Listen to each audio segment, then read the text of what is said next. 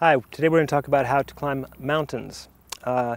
Generally, it's pretty much the same principle as rock climbing. Mountains consist of rocks, snow, ice, generally gullies filled with loose rubble held together with ice. They generally involves a lot of hiking to get to the base of the mountain, then multiple pitches of rock climbing or snow and ice climbing, then a descent once you get to the summit that can be long and involved. So it's always good to take plenty of maybe an emergency tent, stove, some tea, plenty of water and food. If you're doing alpine rock climbing, you generally use the same type of gear that you would use for regular rock climbing. You can use these camming devices that come in different brands and sizes. Basically, you constrict them, they go in the crack, then the second can come and retract them and pull them right out and bring them back up. They come in different sizes. Something called stoppers, which basically replace pitons that they used to drive in the cracks, little spikes.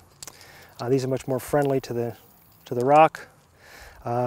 Leader places them in, places one in, clips a runner to the piece.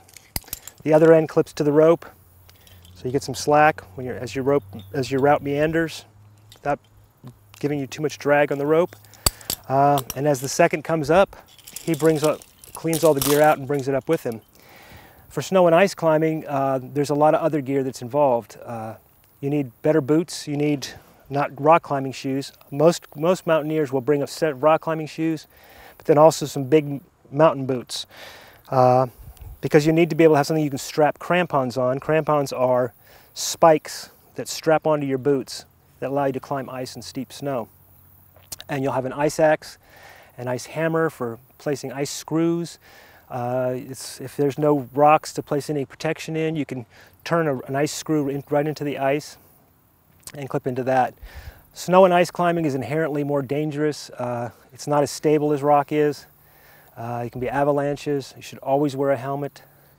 And you should always be in really good shape because the air is much thinner at altitude. What you can climb at sea level, you'll have a lot harder time climbing at 12,000 feet. But it's a lot of fun, so find a teacher or a friend who's experienced. Don't just head off into the mountains because you might never come back.